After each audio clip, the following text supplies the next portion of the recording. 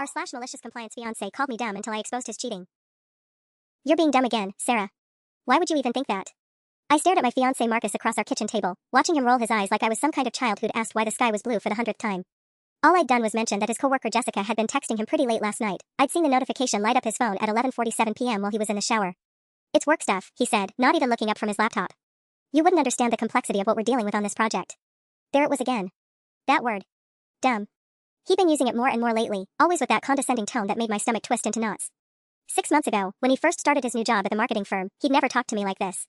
Back then, he actually seemed to value my opinion, asked what I thought about things, treated me like an equal partner in our relationship. I'm not trying to understand your work, I said carefully, keeping my voice level. I just thought it was weird that she's texting so late.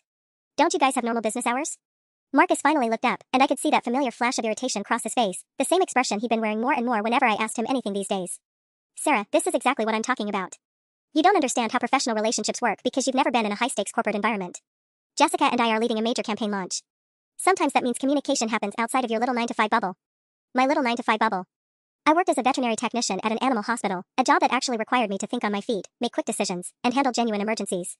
But apparently, in Marcus's world, that didn't count as real work. Right, I said quietly. Sorry for asking. Look, I'm not trying to be mean, he said, his tone softening slightly in that way that always made me feel crazy for being upset in the first place. I just need you to trust me, okay? All these questions, it's like you think I'm doing something wrong when I'm just trying to build my career. For us. For our future. He reached across the table and squeezed my hand, giving me that smile that used to make my heart skip. The same smile that had convinced me to say yes when he proposed 8 months ago in front of the fountain at Riverside Park, with both our families watching and cheering. I do trust you, I heard myself say, even though something deep in my gut was screaming that I shouldn't. Good. Now, I've got to finish this presentation. Jessica and I have an early meeting tomorrow to go over everything. Another meeting with Jessica. I bit back the questions that were forming in my throat, swallowed them down where they joined the growing pile of doubts I'd been collecting like stones in my chest. As I watched Marcus turn back to his laptop, completely dismissing me, I realized something that made my blood run cold. I couldn't remember the last time I'd asked him a direct question about anything, work, his late nights, his sudden need for privacy with his phone, without him calling me dumb, paranoid, or telling me I just didn't understand how the real world worked. When had I become so stupid in his eyes? And more importantly, when had I started believing him? The next morning, I woke up to an empty bed and the sound of the shower running. Marcus's phone was charging on his nightstand, face down like always. For a moment, I just stared at it, remembering when we used to laugh at couples who went through each other's phones. If you don't trust each other, why be together, we'd say smugly, so sure we were different. But that was before he started treating me like I had the intellectual capacity of a houseplant. I heard him humming in the shower, actually humming. He seemed happier lately, more energetic. When I'd mentioned it last week, he'd said it was because work was going so well. Finally found my groove at the company, he'd explained. Jessica really gets my vision for the campaigns. Jessica gets his vision. I'd never gotten his vision for anything, apparently. My phone buzzed with a text from my best friend Amy, *coffee later? You've been MIA lately and I'm worried, *. I had been MIA. Somewhere along the way, I'd stopped talking to my friends about Marcus, stopped mentioning the little comments that chipped away at my confidence piece by piece. How do you explain to someone that your fiancé thinks you're stupid without sounding, well, stupid? * can't today. Maybe next week, *. Sarah, I haven't seen you in 3 weeks. What's going on, *. Before I could respond, Marcus emerged from the bathroom, already dressed in his best suit. The one I'd helped him pick out for important meetings. Big day today? I asked. The biggest. If Jessica and I nail this presentation, we're looking at a potential promotion track. He was practically glowing as he grabbed his phone, immediately checking his messages. His face lit up even more as he typed back quickly. That's great, I said. Maybe we could celebrate tonight? I could make that pasta dish you love, open a bottle of wine. Actually, the whole team's going out after the presentation. Client entertainment, you know.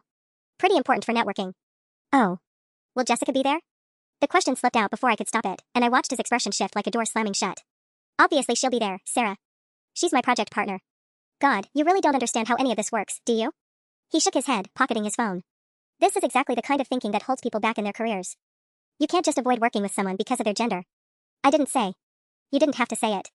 I can see what you're implying, and it's honestly embarrassing. Jessica is a brilliant strategist, probably one of the smartest people I've ever worked with. The fact that you can't separate professional relationships from whatever paranoid scenario you've cooked up in your head. He trailed off, grabbing his keys. I wasn't trying to imply anything, I said quietly.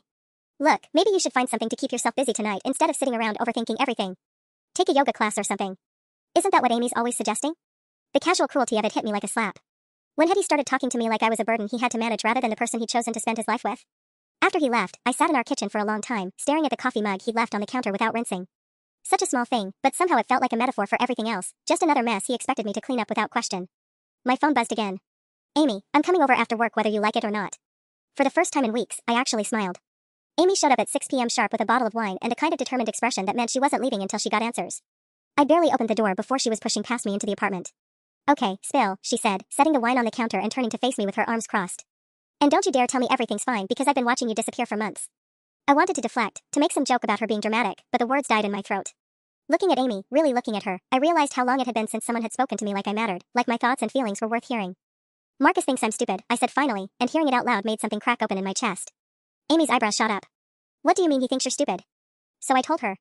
About the constant corrections, the eye rolls, the way he'd started explaining basic concepts to me like I was a child. About how every question I asked was met with condescension, every concern dismissed as paranoia or misunderstanding. He calls me dumb, Amy. Not jokingly. Like, actually looks me in the eye and tells me I'm being dumb for asking why his coworker texts him at midnight. Wait, back up. Amy held up a hand. Some woman is texting your fiancé at midnight and he's calling you dumb for questioning it? When she said it like that, it sounded even worse. Her name's Jessica. She's his project partner. He says I don't understand professional relationships because I've never worked in a high-stakes corporate environment. I made air quotes, mimicking his condescending tone. Amy stared at me for a long moment. Sarah, you literally save animals' lives for a living. You've performed CPR on a German Shepherd. You've talked panicked pet owners through emergencies at 3 a.m. What exactly is low stakes about that? I felt tears prick at my eyes. When was the last time someone had acknowledged that my job was difficult, important even? He says Jessica really gets his vision, I continued. That she's one of the smartest people he's ever worked with. And what does that make you? I couldn't answer that. We both knew. Amy opened the wine without asking, pouring 2 generous glasses. How long has this been going on? It started gradually after he got the new job. But it's gotten worse in the last few weeks. Yesterday he told me I should take a yoga class to keep myself busy instead of overthinking everything. Jesus Christ, Sarah. Amy handed me a glass. Has it occurred to you that maybe he's the one doing something worth overthinking about? Before I could respond, I heard Marcus's key in the door. My whole body tensed automatically. When had I started reacting to the sound of my fiancé coming home like a dog who'd been kicked too many times? Sarah? His voice carried from the entryway. Whose car is that outside? Amy and I exchanged glances. She mouthed watch this and I knew she was about to test a theory. Marcus appeared in the kitchen doorway, still in his suit but with his tie loosened. His eyes went from me to Amy to the wine glasses, and I watched his expression shift. Oh, hey Amy, he said with forced casualness. Didn't know you were coming over. Last minute decision, Amy replied brightly. Sarah was just telling me about your new job. Sounds really intense, all those late meetings and midnight texts from coworkers. I watched Marcus's jaw tighten almost imperceptibly. Yeah, well, that's corporate life. Not everyone's cut out for it. Absolutely, Amy nodded. Sarah was explaining how complex your projects are. Jessica sounds like quite the partner.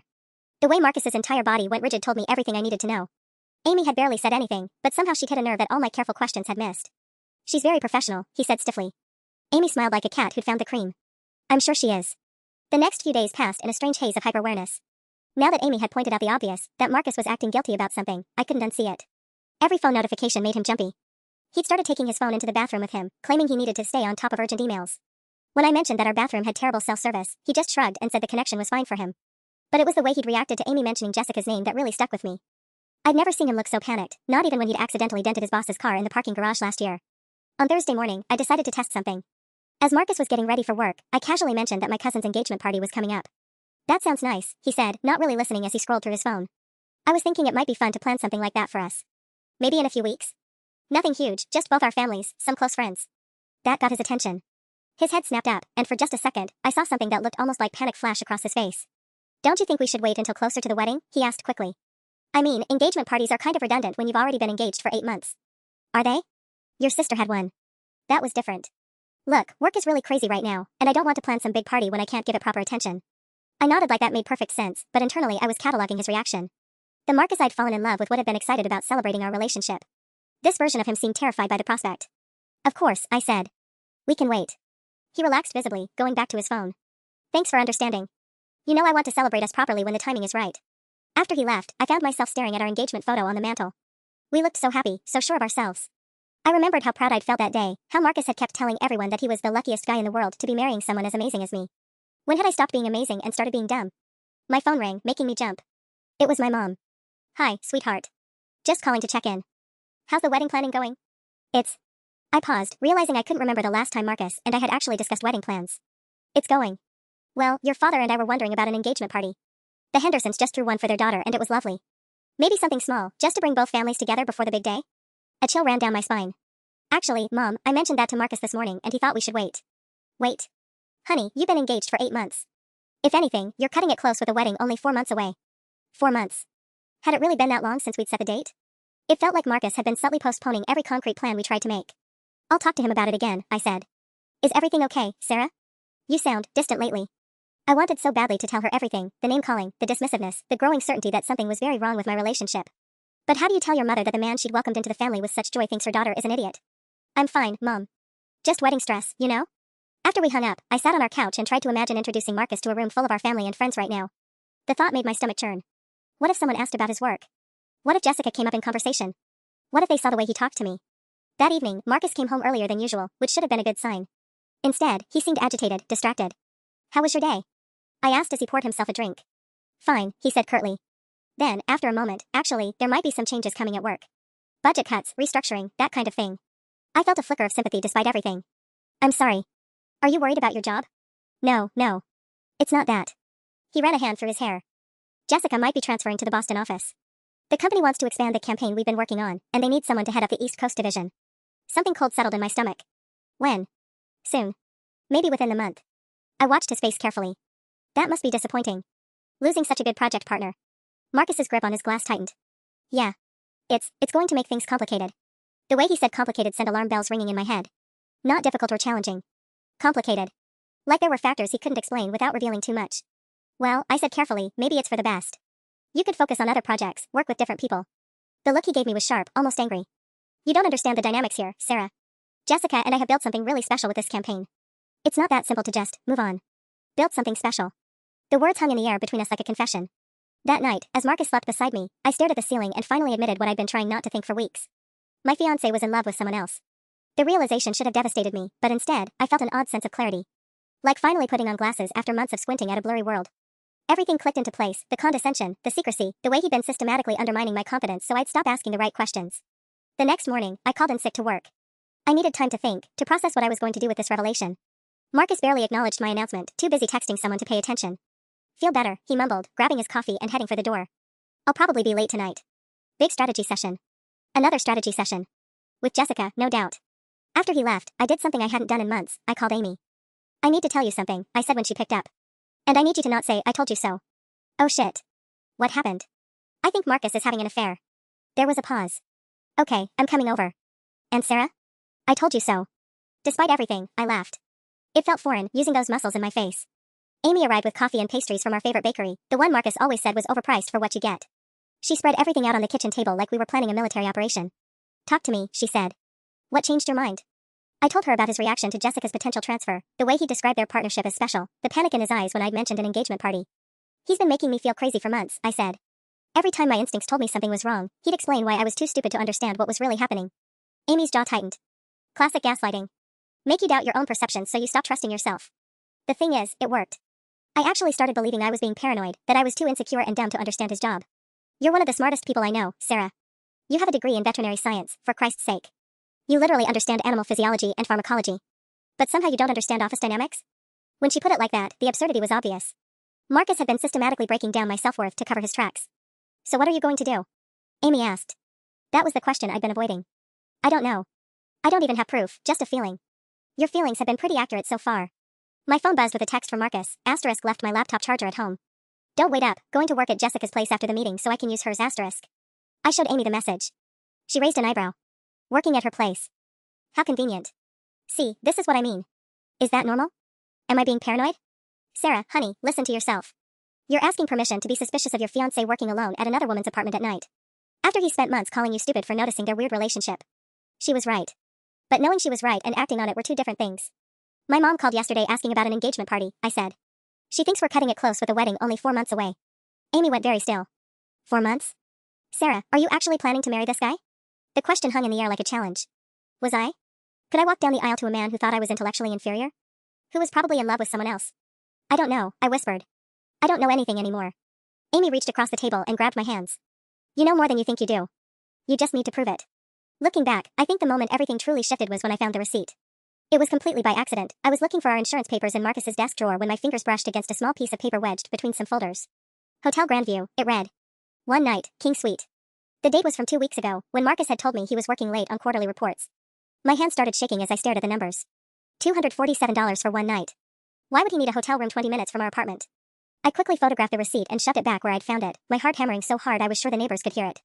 This was it, actual evidence, not just suspicious feelings or gut instincts that Marcus could dismiss as my paranoid imagination. But even with proof in my hands, I felt paralyzed. What was I supposed to do? Confront him? He'd probably have some perfectly reasonable explanation that would make me feel stupid for questioning him. Again. My phone buzzed with a text from Marcus, * working dinner tonight. Don't wait up, *. Another working dinner. I wondered if this one would require a hotel room too. Instead of spiraling into my usual self-doubt, I did something that surprised me. I called my older sister Rachel. We weren't super close, but she'd been divorced 5 years ago and had always been the practical one in our family. Sarah? Everything okay? You never call during the week. I think Marcus is cheating on me, I blurted out, then immediately wanted to take it back. Once you say words like that out loud, you can't pretend everything is normal anymore. There was a long pause. What makes you think that? I told her about Jessica, about the late-night texts and secret meetings, about how Marcus had been systematically making me feel too stupid to trust my own observations. Then I told her about the hotel receipt. Jesus, Sarah. How long has this been going on? Months. Maybe longer. I don't know when it started because he's been so good at making me doubt myself. Rachel was quiet for a moment. Do you remember what Mom used to say when we were kids and someone was being mean to us at school? I smiled despite everything. Trust your gut. It's smarter than their lies. Exactly. Your gut has been screaming at you for months, but he's trained you not to listen to it. After we hung up, I sat in our living room looking at our engagement photos scattered across the coffee table. We'd been meaning to put them in an album for months. In every picture, Marcus looked genuinely happy, genuinely in love. Had he been faking it even then? Or had something changed after he met Jessica? That night, I made a decision that felt both terrifying and liberating. When Marcus came home at nearly midnight, smelling like perfume that definitely wasn't mine, I didn't ask him about it. I just smiled and asked if he'd had a good dinner. Yeah, productive meeting, he said, not quite meeting my eyes. I'm exhausted though. Going to shower and head straight to bed. As I listened to the water running, I realized something had fundamentally shifted in me. I wasn't angry anymore, I was calculating. For months, Marcus had been playing a game where he held all the cards because I didn't even know we were playing. But now I knew the rules. He wanted me to be the stupid, trusting fiancé who never questioned anything? Fine. I could play that role perfectly. But I was also going to start gathering evidence. Real evidence. The kind that couldn't be explained away or dismissed as my overactive imagination. The game was on, and Marcus had no idea I'd finally decided to play. The next week, I became someone I barely recognized, a version of myself that smiled sweetly while taking mental notes of every lie. It was almost liberating, in a twisted way. Marcus had trained me so well to play dumb that he never suspected I was actually paying attention to everything. On Tuesday, he told me he had to work late reviewing quarterly projections. I nodded sympathetically and offered to pack him dinner. What I actually did was drive to his office building at 7 p.m. and watch him walk out with Jessica, both of them laughing as they got into her car together. On Thursday, he mentioned casually that Jessica's transfer to Boston had been delayed due to client complications. He said this while scrolling through his phone, a small smile playing at his lips as he typed. When I asked if that was good news for their project, he just shrugged and said it was whatever's best for the company. But it was Friday night that really sealed it for me. Marcus had been unusually attentive all week, bringing me coffee in the morning, asking about my day, even suggesting we plan a weekend getaway once his project wrapped up. I might have fallen for it a month ago, but now I recognized the pattern. Guilt gifts. Overcompensation. I have to run to the office for a few hours, he said, kissing my forehead as I sat reading on the couch. Client emergency. Should be back by 10. On a Friday night? That's rough. I know, but Jessica's handling the crisis management and she needs me there for backup. You know how clients can be when they panic. Of course Jessica needed him. Jessica always needed him. Drive safe, I said, not looking up from my book. I'll probably be asleep when you get back. You're amazing for being so understanding, he said, and I could hear the relief in his voice. I don't know what I did to deserve someone like you. After he left, I sat there for exactly 10 minutes, staring at the same page I'd been pretending to read. Then I did something that 3 months ago would have felt like a complete violation of trust, but now felt like basic self-preservation. I drove to Jessica's apartment. I looked up her address earlier in the week, just basic internet searching, nothing crazy. She lived in one of those trendy converted warehouse buildings downtown, the kind Marcus always said he wished we could afford. Marcus's car was parked right outside. I sat in my own car across the street, hands gripping the steering wheel, and tried to process what I was seeing.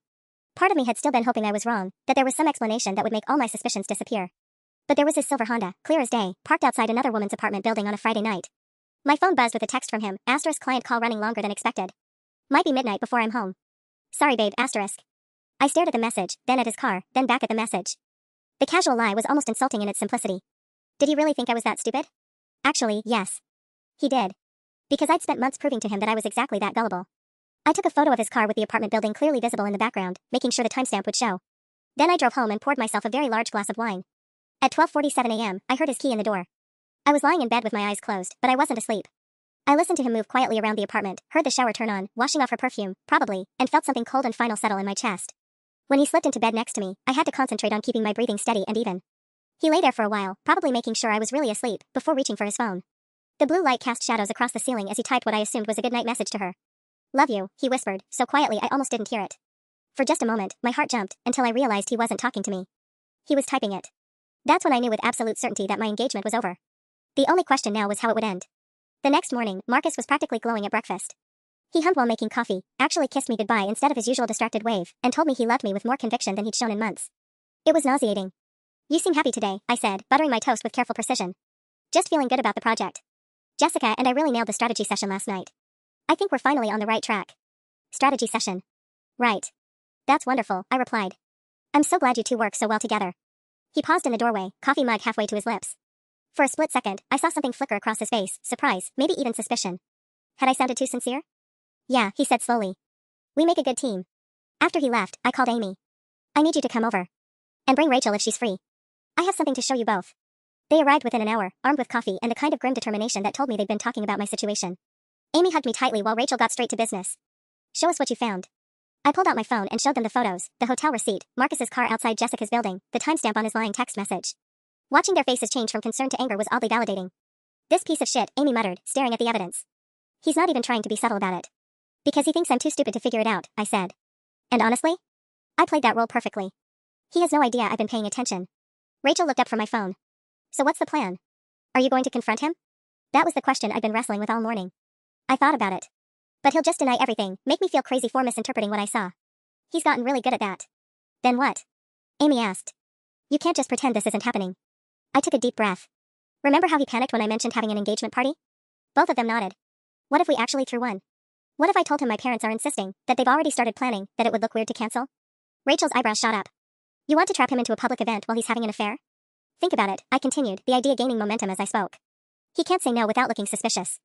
And Jessica, if she's really planning to transfer to Boston, this might be their last chance to be together before she leaves. The timing would be impossible for him to navigate. Amy was staring at me with something that looked like admiration. You want to force him into a corner. He's been cornering me for months, making me doubt my own sanity. Maybe it's time he felt some pressure. But what's the endgame? Rachel asked. Do you want to catch them together? Expose him publicly? I hadn't thought that far ahead, but as she said it, something clicked into place. He spent so much time convincing everyone that I'm the sweet, naive girl who doesn't understand how the world works. What if I let him keep thinking that, right up until... Until what? Until I show everyone exactly how smart I really am. The idea was forming as I spoke, pieces falling together like a puzzle I'd been unconsciously solving for weeks. Marcus thought I was too dumb to figure out his lies. Fine. Let him keep believing that right up until the moment I proved him spectacularly wrong. Sarah, Amy said carefully, what exactly are you planning? I looked at both of them, these women who'd known me before Marcus started chipping away at my confidence, who still saw me as capable and intelligent. I'm going to plan the perfect engagement party, I said. And I'm going to let Marcus dig his own grave while he thinks I'm too stupid to hold the shovel. Rachel was quiet for a long moment. This is risky. If it backfires.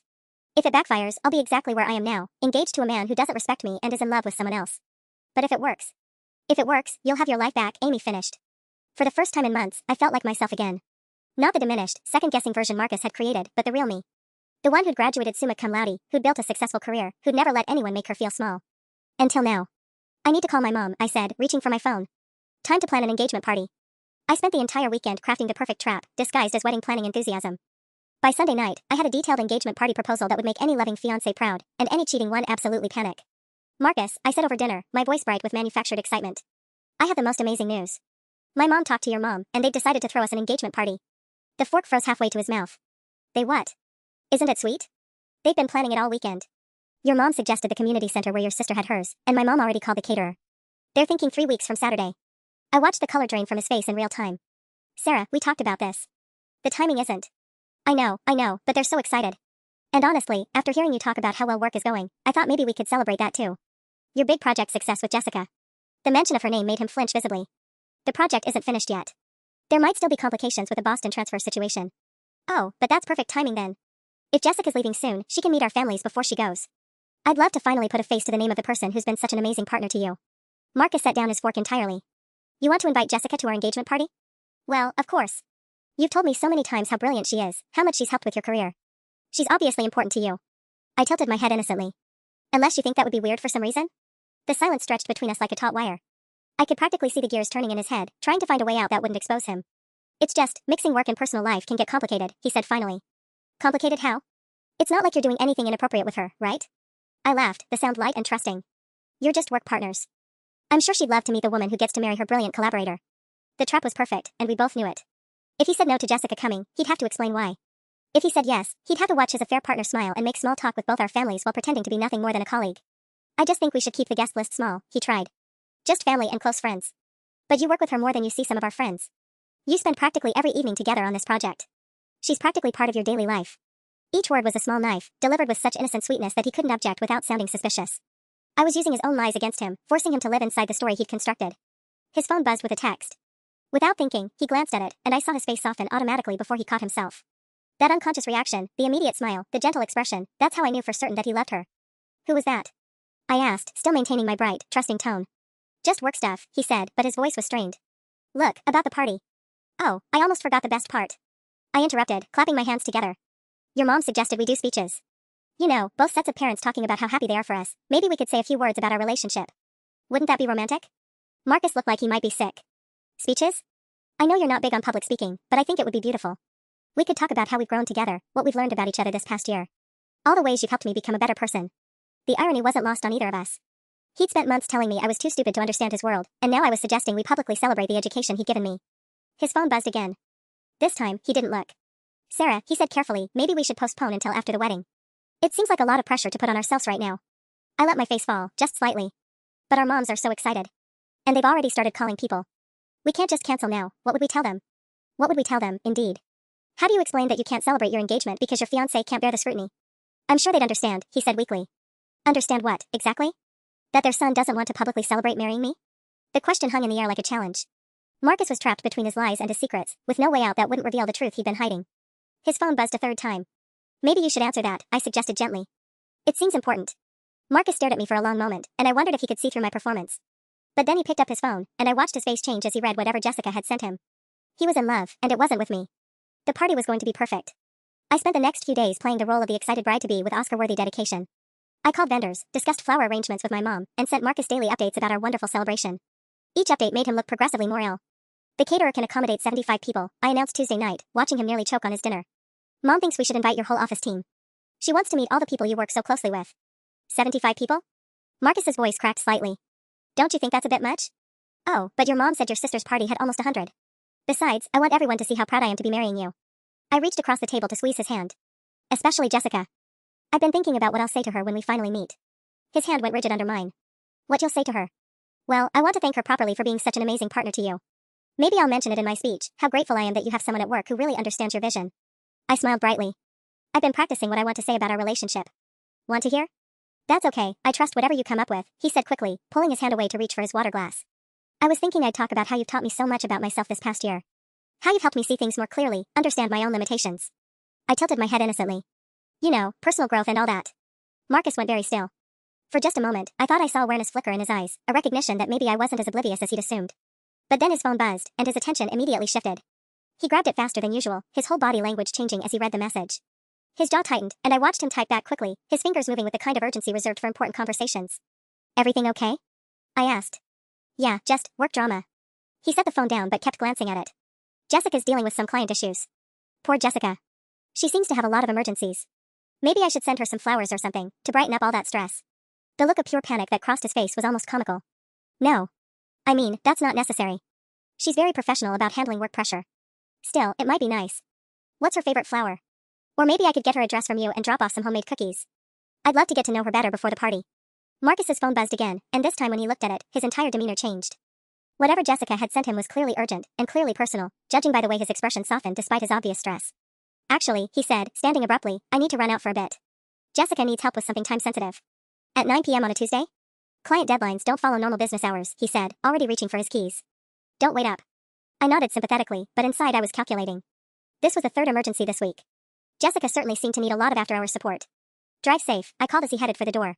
Oh, and Marcus? I finalized the party invitations today. They go out tomorrow. He froze with his hand on the doorknob. Tomorrow? Mom wanted to give everyone plenty of notice. 3 weeks should be perfect timing. I smiled sweetly. I can't wait for everyone to see how happy we are together. The door closed behind him with more force than necessary. Alone in our apartment, I finally let my mask slip. My hands were shaking slightly, whether from adrenaline or rage, I couldn't tell. The performance was getting easier, but it was also getting harder to remember why I'd once loved the man who was now lying to my face on a nightly basis. My phone rang. Amy. How's Operation Engagement Party going? He just ran out for another Jessica emergency, I said, slumping onto the couch. Amy, what if I'm making a huge mistake? What if I should just confront him directly instead of playing these games? Sarah, honey, you tried the direct approach for months. He called you stupid and made you doubt your own eyes. This isn't a game, this is you finally fighting back. She was right, but that didn't make it feel less surreal. 3 weeks ago, I'd been planning a wedding. Now I was planning what felt increasingly like a public execution. The invitations would go out tomorrow, making everything official. After that, there would be no going back. I just hoped I was ready for whatever came next. The invitations went out Wednesday morning, and by Wednesday evening, my phone wouldn't stop ringing. Everyone was thrilled about the surprise engagement party, everyone except Marcus, who looked like he was developing an ulcer. Your Aunt Linda called me 3 times today, he said, pacing around our kitchen while I calmly made dinner. She wants to know if she should bring her famous potato salad. Since when does your aunt care about potato salad? Since she found out we're finally celebrating our engagement, I replied, stirring the pasta sauce with deliberate calm. She's excited to meet your family. Your mom mentioned that Jessica might come, and Linda said she's curious about the woman who's been such a big part of your career growth. The wooden spoon in Marcus's hand, he'd been absent-mindedly gesturing with it, clattered to the floor. My mom mentioned Jessica? Well, I might have brought her up when your mom asked about your work friends. I told her how much you've learned from Jessica's strategic thinking, how you two make such an effective team. I picked up the spoon and rinsed it off, not meeting his eyes. She seemed really interested in meeting her. Marcus's phone buzzed, and I watched him snatch it up with a kind of desperate speed that had become his signature move. His face went through a series of micro-expressions as he read whatever Jessica had sent: concern, frustration, and something that looked almost like longing. I have to make a quick call, he muttered, heading toward the bedroom. Dinner's almost ready, I called after him. Just give me 5 minutes. I heard our bedroom door close, followed by the muffled sound of Marcus's voice. He was trying to speak quietly, but our apartment's thin walls weren't doing him any favors. I couldn't make out specific words, but I could hear the tone: urgent, intimate, apologetic. When he emerged 15 minutes later, his hair was disheveled like he'd been running his hands through it, and he looked exhausted. Everything okay? I asked, setting our plates on the table. Jessica's really stressed about the Boston timeline. Her manager is pushing for an earlier transfer date, and it's complicating the project handover. Earlier transfer date. My stomach did a small flip. How much earlier? Potentially right after next weekend. Which means we'd have to wrap up everything we've been working on in the next few days. I sat down across from him, processing this information. If Jessica was leaving town right after next weekend, that meant she'd be gone before our engagement party. The trap I'd so carefully constructed was about to spring before I was ready. That's so sudden, I said, trying to keep the panic out of my voice. She must be devastated to leave such an important project unfinished. She is. We both are. Marcus poked at his food without really eating. We put so much work into this campaign. It feels wrong to just abandon it. The way he said abandon it made it clear we weren't just talking about work anymore. Maybe she could stay through the party at least? It would be such a shame if she missed meeting everyone after hearing so much about her. Marcus's fork stopped moving entirely. Sarah, I think we need to talk about scaling back the party. With everything happening at work. Scale back how? Maybe just immediate family? Keep it simple? I felt something cold settle in my chest. He was trying to wiggle out of the trap, reduce the variables he couldn't control. But I'd already sent 75 invitations. Our parents had called the caterer. His sister was driving in from 2 states away. Marcus, I said slowly, are you embarrassed about marrying me? The question hit him like a physical blow. What? No. Of course not. Then why are you so resistant to celebrating our engagement? First you wanted to postpone it indefinitely, now you want to make it tiny and private. I'm starting to feel like you don't actually want people to know we're getting married. That's not, he stopped, seemingly realizing that any explanation would lead him deeper into dangerous territory. I just think intimate celebrations are more meaningful. My phone rang, interrupting the tension. Mom's name flashed on the screen. Hi, Mom. Sweetheart, I just got off the phone with Marcus's mother, and we're so excited. She suggested we do a slideshow of photos from both your childhoods, maybe some pictures of you two together. Could you gather some recent ones? I looked at Marcus, whose face had gone ashen. Recent photos meant pictures from the past few months, the months when he'd been pulling away, when his smiles had become increasingly forced. That sounds perfect, Mom. I'll put something together. Oh, and she mentioned that nice girl from his work might be moving away soon. Jessica? Such a shame she might miss the party. Maybe we could do something special to thank her for being such a good friend to Marcus. The word friend hung in the air like a loaded gun. I watched Marcus close his eyes briefly. I'll think of something special, I said, still looking at my fiancé. Something she'll never forget. After I hung up, the silence between us was deafening. Sarah, Marcus said finally, his voice strained, what if Jessica can't make it? Her schedule is really unpredictable right now. Then I guess she'll miss out on what's sure to be a very memorable evening. Something in my tone must have registered with him, because he looked at me sharply. For a moment, I thought he might actually ask what I meant. But then his phone buzzed again, and whatever moment of clarity he had dissolved as he reached for it automatically. This time, he didn't even try to hide his reaction. His whole face lit up as he read the message, a genuine smile breaking through his stress for the first time in days. And that's when I knew I was running out of time. Whatever was happening between Marcus and Jessica was accelerating, and I needed to be ready for the endgame. The engagement party was still 2.5 weeks away, but something told me the real confrontation was going to happen much sooner. The next few days felt like watching a slow-motion car crash that I couldn't prevent. Marcus was spiraling, caught between his double life and the approaching deadline of Jessica's transfer. Meanwhile, I was discovering that I had a real talent for psychological warfare disguised as wedding planning. Thursday morning, I made coffee for both of us and casually mentioned that my mom wanted to coordinate with Jessica directly about dietary restrictions for the party. She what? Marcus nearly dropped his mug. Well, Mom's very thorough about these things. She wants to make sure Jessica feels included, especially since she's such an important person in your professional life. I stirred sugar into my coffee with deliberate slowness. I gave her Jessica's number from your phone last night while you were sleeping. Hope that's okay? The color drained from his face so quickly I thought he might actually faint. You gave my mother Jessica's number? My mother, technically. But your mom has it now too, they're coordinating together. I looked up at him with wide, innocent eyes. Why? Is there some reason Jessica wouldn't want to talk to our mothers? Marcus set his coffee down with shaking hands. I watched him struggle to find an objection that wouldn't sound completely insane. How do you explain that your work colleague can't speak to your fiancé's mother without revealing that she's actually your mistress? It's just, she's very private. And busy. With the transfer and everything. Oh, I'm sure Mom will keep it brief. She just wants to know if Jessica has any food allergies. I paused, letting that sink in. Unless there's something else they might end up talking about? His phone started ringing before he could answer. We both looked at the screen, Jessica calling. Marcus stared at the phone like it was a bomb about to explode. If he answered it in front of me, he'd have to pretend it was a normal work call. If he didn't answer, he'd miss whatever crisis she was calling about. The phone rang again. And again. Aren't you going to get that? I asked sweetly. It might be about the dietary restrictions. With visible reluctance, Marcus answered. Hello? Even from across the kitchen, I could hear Jessica's voice through the speaker, higher pitched than normal, clearly agitated. Marcus's jaw tightened as he listened. No, don't worry about that, he said, his voice carefully controlled. I'll handle it. Just give me a few minutes and I'll call you back from the office. He hung up and immediately started gathering his things with jerky, panicked movements. Everything okay? I asked. She sounded upset. Just work stuff. Client emergency. He was already heading for the door. I might be late tonight. Very late.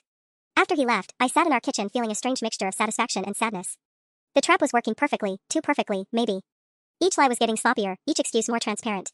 Marcus was making mistakes he never would have made 6 months ago, and it was because he was in over his head emotionally. My phone rang. Mom. Sweetie, I just had the most interesting conversation with Marcus's friend Jessica. My stomach clenched. Oh? Well, I called to ask about food allergies like you suggested, but she seemed very confused about being invited to an engagement party. She said she didn't realize Marcus was engaged. The words hit me like a physical blow. Jessica didn't know Marcus was engaged. After months of late-night texts and hotel rooms and secret dinners, he'd never mentioned that he had a fiancé. That's strange, I managed. Very strange. When I explained that you two have been engaged for 8 months, there was this long silence. Then she asked what your name was. Mom's voice was gentle but concerned. Honey, is everything all right with you and Marcus? I stared out our kitchen window, watching people walk by on the street below. Normal people with normal relationships who didn't have to play detective to figure out if their partner loved them. I don't know, Mom, I said quietly. I really don't know. After we hung up, I sat there processing what I'd learned. Marcus had been compartmentalizing his life so completely that his affair partner didn't even know I existed. What did that say about how he saw our relationship? Our future? My phone buzzed with a text from an unknown number. Asterisk, this is Jessica. I think we need to talk, asterisk. I stared at Jessica's text message for a full minute, my heart hammering so hard I could hear it in my ears. She wanted to talk. The woman who'd been sleeping with my fiancé for months, who apparently didn't even know I existed until my mother called her about dietary restrictions for our engagement party. Asterisk, this is Jessica. I think we need to talk, asterisk. My fingers hovered over the keyboard. What exactly was I supposed to say to her? Hi, nice to finally meet the woman who's been destroying my relationship. Thanks for making my fiancé call me stupid every time I asked about you. Before I could lose my nerve, I typed back, asterisk, I think you're right. When and where, asterisk. The response came almost immediately, asterisk, coffee shop on 5th and Main. 1 hour. I'll be wearing a red scarf, asterisk. Red scarf. How civilized. How normal. Like we were just two women meeting for a casual chat instead of whatever this was about to become. I spent the next 45 minutes changing clothes 3 times and practicing conversations in my head. Should I be angry? Hurt? Dignified? I had no roadmap for confronting my fiancé's mistress, especially when she apparently had no idea she was the other woman. The coffee shop was crowded, filled with the usual mix of students and remote workers. I spotted her immediately, petite, blonde, incredibly put together in that effortless way that probably took an hour of preparation. She was sitting in a corner booth, nervously shredding a napkin. She looked up as I approached, and I saw the exact moment she realized who I was. Her face went pale, her eyes widening with what looked like genuine shock. You're Sarah, she said, and it wasn't a question. And you're Jessica. I slid into the booth across from her, surprised by how calm my voice sounded. Thanks for agreeing to meet. We stared at each other for a moment. Up close, I could see why Marcus had been drawn to her. She was beautiful, polished, confident in a way I'd never felt. The kind of woman who probably never got called stupid for asking reasonable questions. I need you to know, Jessica said suddenly, I had no idea you existed. None. Marcus told me he was single. The words hit me like a slap, even though I'd suspected as much. Hearing it confirmed was somehow worse than all the lies he told me. For how long? I asked quietly. We've been involved for about 3 months. But Sarah, I swear to you, if I had known. 3 months. I let that sink in. 3 months of late-night texts, secret dinners, hotel rooms. 3 months of Marcus coming home to me and calling me dumb for noticing something was wrong. He's been engaged to me for 8 months. Jessica's face crumpled. Oh God. Oh God, I'm so sorry. I would never. I mean, I don't get involved with taken men. Ever. That's like my one rule. But you did get involved with him. Because he told me he was single. Her voice cracked slightly. He said he lived alone, that he'd been focused on work and hadn't been in a serious relationship in over a year. I even asked him directly after things got physical. He looked me in the eye and said there was no one else. I felt something cold and final settle in my chest. Not only had Marcus been cheating on me, but he'd been lying to Jessica too. Playing us both, keeping us in separate compartments so neither of us would know the full truth. The Boston transfer, I said. Is that real? Jessica nodded miserably. It's real. I accepted it 2 weeks ago because I thought Marcus and I might have a real future together. He seemed so upset when I told him, said he couldn't imagine not working with me every day. I started thinking maybe he was falling in love with me. He is in love with you, I said quietly. That's the problem. But he's engaged to you. Yes. He is. We sat in silence for a moment, both processing the magnitude of Marcus's deception. Jessica looked like she might cry, and despite everything, I felt a stab of sympathy for her. She'd been lied to as much as I had, just in a different way. What are you going to do? She asked finally. I thought about the engagement party invitations sitting in mailboxes across town, about my mother coordinating with caterers, about Marcus's increasingly desperate attempts to avoid the public celebration of our relationship. I'm going to let him dig his own grave, I said. And then I'm going to hand him the shovel. Jessica leaned back in the booth, studying my face with something that looked like reluctant admiration. You have a plan. I'm still working out the details, I admitted. But yes. He spent months making me feel like I'm too stupid to see what's right in front of me. I think it's time to show him exactly how observant I can be. The engagement party, she said slowly. That's why he's been acting so strange lately. He's been having panic attacks about work, saying there are complications he can't explain to me. Panic attacks. I felt a bitter satisfaction at that. At least his deception was finally costing him something. He tried to get me to cancel it. When that didn't work, he wanted to make it smaller. Just family. Because he knew I'd find out about you. And because he knew I'd want to meet you. I've been asking about you for months. I took a sip of my coffee, surprised by how steady my hands were. Tell me something, Jessica. When you're together, does he ever talk about feeling trapped? About obligations he can't get out of? Her face flushed. How did you? Because that's how he's been framing our relationship lately. Like I'm some burden he inherited rather than someone he chose. I watched recognition dawn in her eyes. He's been painting me as the obstacle to his happiness, hasn't he? Jessica looked down at her hands. He said he felt stuck in old patterns. That he'd made commitments when he was younger and didn't know what he really wanted. Old commitments. Like our engagement was a student loan he'd signed up for and now regretted. The casual cruelty of it was breathtaking. Here's what I don't understand, I continued. If he wanted to be with you, why didn't he just break up with me? Why all the lies and manipulation? I wonder the same thing, Jessica said quietly. But he said the situation was complicated. That there were financial entanglements, family expectations. He made it sound like breaking up would hurt a lot of people. Financial entanglements. I almost laughed. We had a joint checking account with maybe $3,000 in it and split rent on an apartment neither of us could afford alone. Marcus had been spinning elaborate justifications for his cowardice. Jessica, can I ask you something personal? She nodded warily. Do you love him? The question hung between us like a challenge. I watched her face cycle through emotions, surprise, pain, something that looked like grief. I thought I did, she said finally. But how can you love someone who lies to you about something this fundamental? If he lied about being single, what else has he lied about? Smart question. One I'd been asking myself for weeks. The Boston transfer, I said. When exactly do you leave? 2 weeks from Monday. Right after, she stopped, realization hitting her. Right after your engagement party. Perfect timing. Marcus gets to have his goodbye weekend with Jessica, then watch her leave town before facing a room full of people celebrating his commitment to me. No wonder he'd been falling apart. My phone buzzed with a text from Marcus, * working through lunch. Jessica and I need to finalize project details before her transfer.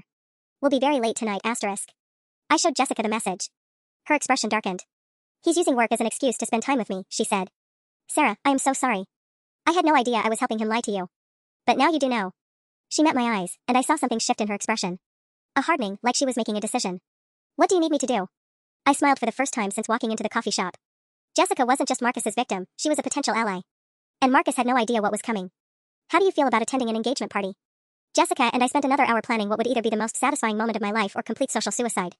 By the time we parted ways, we had a strategy that would give Marcus exactly what he deserved, the truth, delivered with the same calculating precision he'd used to gaslight me for months. The engagement party arrived faster than I'd expected. Our families had transformed the community center into something magical, twinkling lights, flowers everywhere, photos of Marcus and me displayed like evidence of a love story I was about to publicly demolish. I'd chosen my outfit carefully, a white dress that photographed beautifully but would also show every drop of spilled wine or tear that might fall. I wanted to look like the innocent fiancé everyone expected me to be, right up until the moment I revealed how much I actually knew. Marcus had been a wreck all week. Dark circles under his eyes, jumping at every phone notification, asking me repeatedly if I was sure about the guest list. Jessica's number had been conspicuously absent from his recent calls. They were being careful now, but it was too late for careful. You look beautiful, he said as we arrived at the party, and for a moment I almost felt sorry for him. He meant it. Even knowing what I knew, part of him still loved me. Just not enough. Thank you, I replied, straightening his tie with hands that barely trembled. Ready to celebrate our future together? The irony wasn't lost on either of us. The party was perfect. Both sets of parents glowing with pride, friends mingling happily, everyone toasting our happiness with champagne that tasted like victory and endings. Marcus played his part beautifully, charming everyone while checking his phone whenever he thought no one was looking. Jessica arrived fashionably late, and I watched Marcus's face cycle through shock, panic, and resignation when he spotted her by the entrance. She looked stunning in a blue dress that made her seem sophisticated and untouchable, exactly the kind of woman who could steal someone's fiancé without trying. Marcus, I said sweetly, linking my arm through his, isn't that Jessica? Finally, I get to meet her. I felt his whole body go rigid as I led him across the room toward the woman he loved, the woman who now knew exactly what kind of man he really was. Jessica. I called out warmly. I'm so glad you could make it. The three of us stood there in a triangle of tension so thick I could practically taste it. Jessica smiled politely, Marcus looked like he might vomit, and I felt more like myself than I had in months. Congratulations, Jessica said, her voice perfectly controlled. What a beautiful celebration of your commitment to each other. The emphasis on commitment was subtle enough that only Marcus would catch it, but I saw him flinch. Thank you so much for coming, I continued. Marcus has told me so much about your work together. Though I have to admit, I'm a little hurt he never mentioned how gorgeous you are. Marcus made a strangled sound that might have been a laugh. Ladies and gentlemen, my father's voice boomed over the microphone. If I could have your attention, we'd like to say a few words about our happy couple. This was it. The moment I'd been building toward for weeks. I walked to the front of the room, Marcus trailing behind me like a man heading to his execution. Both our families beamed at us proudly. Jessica stood at the back, her presence a loaded gun I was about to fire. Thank you all for being here, I began, my voice clear and steady. This past year has been such a learning experience for me. Marcus has taught me so much about myself, about trust, about the difference between love and manipulation. I saw Marcus's face go white. A few people in the crowd shifted uncomfortably. He's shown me that I'm much smarter than I thought I was, I continued, looking directly at him. Smart enough to figure out that when someone calls you stupid every time you ask reasonable questions, they're probably hiding something worth finding. The room went dead silent. Marcus, would you like to tell everyone what you've been hiding? Or should I start with the hotel receipts?